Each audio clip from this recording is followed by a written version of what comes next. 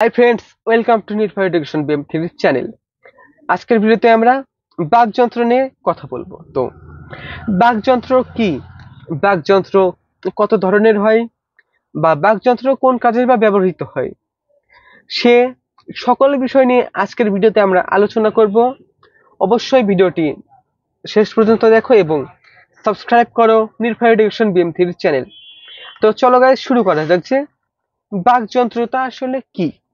বাকযন্ত্র ধ্বনি উচ্চারণ করতে যেসব প্রত্যঙ্গ কাজে লাগে সেগুলোকে একত্রে বাকযন্ত্র বলা হয়। মানবদেহের উপরিভাগে, অর্থাৎ উপরিভাগ আমাদের মাজা থেকে উপরে মাথা পর্যন্ত উপরিভাগ,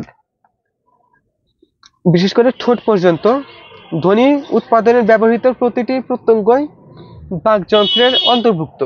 আমাদের জিহ্বা, ওষ্ঠ, ফুসফুস ইত্যাদি আরো বিষয় আছে। তো আজকের ভিডিওতে আমরা এগুলোর সংক্ষিপ্ত পরিচয় পর্যায়ক্রমে তুলে ধরার চেষ্টা করব।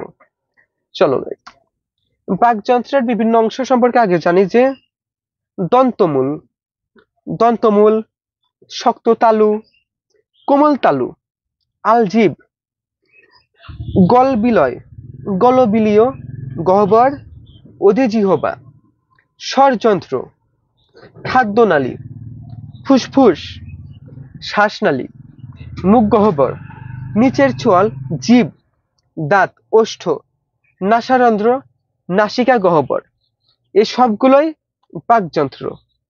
আজকের ভিডিওতে আমরা মূলত প্রধান 10টি বাকযন্ত্র সম্পর্কে জানবো। তো চলো গাইস, প্রথমটা হলো ফুসফুস। ধ্বনি সৃষ্টিকারী বায়ু প্রবাহের উৎস ফুসফুস। ফুসফুস শ্বাস গ্রহণ ও ত্যাগে সাহায্য করে। ফুসফুস শ্বাস গ্রহণ ও ত্যাগ করে। মূলত শ্বাস ত্যাগের মাধ্যমে ধ্বনি উৎপাদন করা হয়। 2 নম্বরটা হলো শ্বাসনালী। ফুসফুস থেকে বাতাস শ্বাসনালী হয়ে মুখবিবর ও নাসারন্ধ্র দিয়ে বের হয়ে আসে। 3 নম্বরটি হলো স্বরযন্ত্র। শ্বাসনালীর উপরের অংশে স্বরযন্ত্রের অবস্থান। মেরুদণ্ডের 4, 5 এবং 6 নং অস্থির পাশে থাকা এই অংশটি নলের মতো। বাতাস স্বরযন্ত্রের মধ্য দিয়ে বেরিয়ে আসে বলে ধ্বনির সৃষ্টি হয়। অধিজিহ্বা স্বরযন্ত্র বা স্বররন্ধ্র, ধ্বনিদ্বার ইত্যাদি স্বরযন্ত্রের অংশ।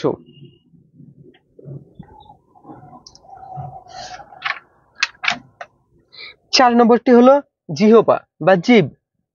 মুখগহ্বরের নিচের অংশ জিহ্বার অবস্থান। বাকযন্ত্রের মধ্যে জিভ সবচেয়ে সচল।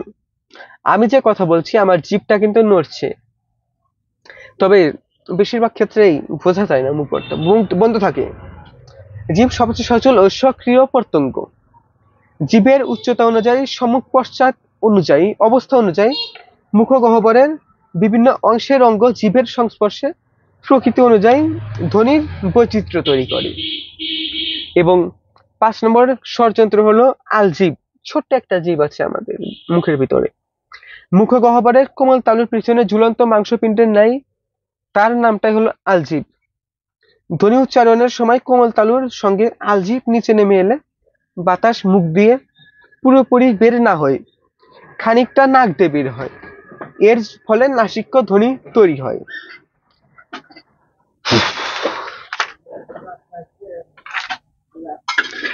6 নম্বর বাকযন্ত্রটি হলো তালু। মুখবিবরের ছাদকে বলা হয় তালু। তালুর 2টি অংশ, কোমল তালু ও শক্ত তালু। অনুনাসিক স্বর ধ্বনি উচ্চারণে কোমল তালু নিচে নামে। কোমল তালু ও জিহ্বামূলের সংস্পর্শে বা স্পর্শে কণ্ঠধ্বনি উচ্চারিত হয়।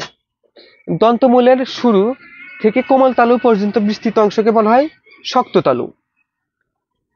7 নম্বরটা হলো মূর্ধা। শক্ত তালু ও উপরের পাটির দাঁতের মধ্যবর্তী উত্তল অংশকে বলা হয় মূর্ধা। কোনো কোনো ব্যঞ্জন ধ্বনি উচ্চারণের সময় জিভ মূর্ধাকে স্পর্শ করে।